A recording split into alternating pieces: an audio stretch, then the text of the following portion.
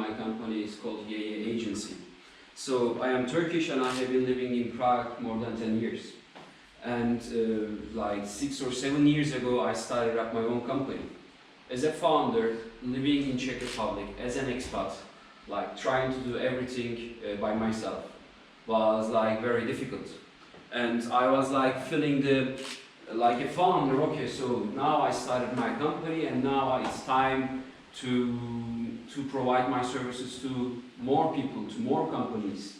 And I figure out that actually as a founder, it is very difficult to really not only start your business, but also expand into a new country.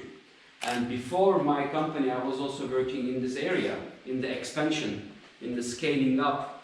Before starting my office, I started up 5 different offices in 5 different countries. So I was really into the expansion and into the scaling up of the companies. So that's where my passion is coming. So now, as we are, I assume, all founders here, and we all have the same target more or less, you know, to have a nice company, have a big company, and to have more clients and more services in different kind of cities and countries. And so this comes to expansion. And I want to take you through the expansion process of one founder. Imagine that you are a startup founder and you are by yourself or you have 1 or 2 team members. So usually how do you want to expand to another country? So what do? You make some market research, you try to chase some opportunities in that country which you already selected. You develop your network there, you try to learn the market know-how, market details, and all these things. And finally, maybe at the end, if you are really wanted that X country, then maybe you organize your business trip. You organize your meetings, you get into the people, you get to know what's really happening in that country. And then maybe you go back to your original country, you continue the communication, and then you do the second business trip, and maybe the third business trip. So this all goes like this. And so this is a typical way of a founder, how do they really expand into a new country. But not only founders are expanding, also mid-sized companies, small-size, mid-size or big-size companies are also expanding. Well, so what is their difference? The difference is that in a mid-sized company, they usually delegate this internally to their teams, or they outsource all this project. You know, they have the budget, so maybe they outsource this market research to another external company. Or they delegate to some of their team members, their sales teams, if they want to go to another country.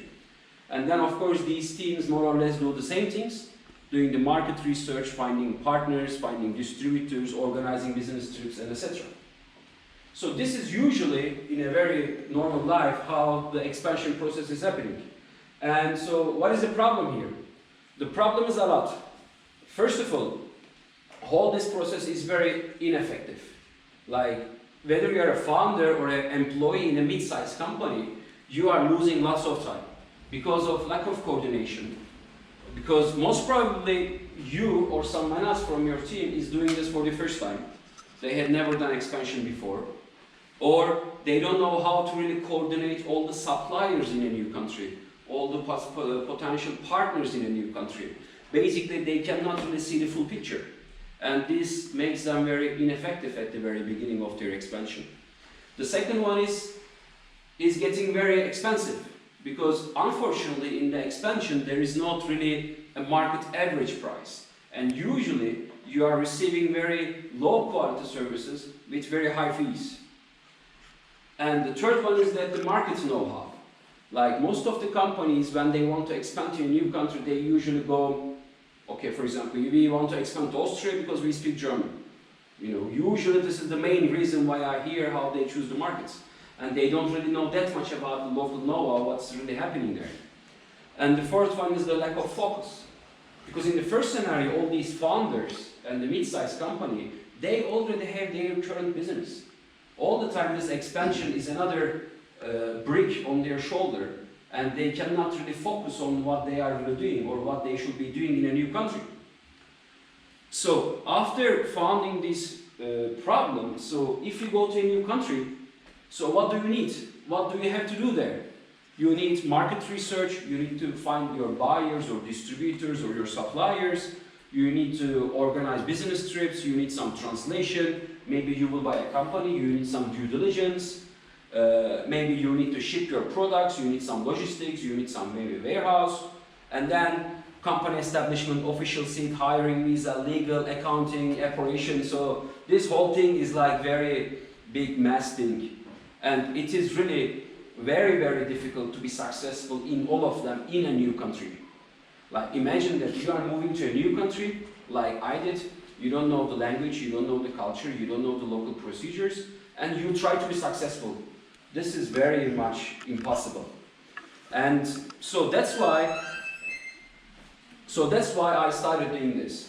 You know, before, when I first moved to Prague, I was a trainee in some media company, and they were sending me to different countries to establish offices. So I was their startup guy. So I had the same difficulties 5 times in 5 different countries. And then I decided to establish my own company, first in Slovakia, and then in Czech Republic.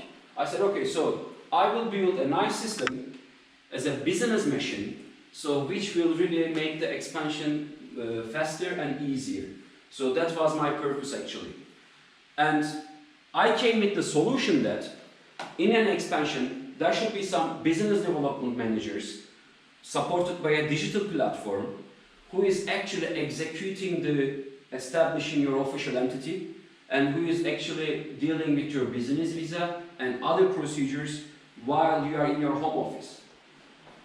So the other difficulty is that if you move to Austria and try to do everything by yourself there, yes, it makes sense, you're already there. But if you're a founder who is already, let's say, in Czech Republic, so you really need a proper team, proper office in Austria. And in the first 2 years, 3 years, most probably you will not make that much money and profit. So you really need to have a lot of money at the beginning to burn in the first 2 or 3 years. So that's why being in your home office, managing your current operation, and on the other end, managing your company abroad, so that was my dream. And the solution that I found. And then I started up the, let's say, the scale office concept. Actually, this concept came through the Founders Institute. When I first started as a student, so I think we started in March or April, so I didn't have this concept in my mind. So every week when I was going to the FI, so like I was developing the idea, and then it came to this stage actually. So then my promise became, okay, in the first 2 years of expansion of any company, it's a mid-sized company or a founder, so scale office saves 6 months of your time, basically 6 months of your go-to-market time, okay? And decreases up your costs up to 50%, and supporting your business development, having a dedicated account manager in that country, and enabling the founders and their team to focus on their core team, while again they are still in their home office. So, during the FI sessions, I came to the conclusion that this whole promise cannot be digitalized fully, and it will not be. So there's always going to be a manpower inside of it, because when you have an operation in another country, you should need to get in contact with the real people there. So everything cannot be digitalized. But most of the processes can be automized. So which can start from the company establishment and the visa arrangements. So during the FI sessions, I started to focus only on these 2 things and to start getting it digitalized, and which we already started doing that.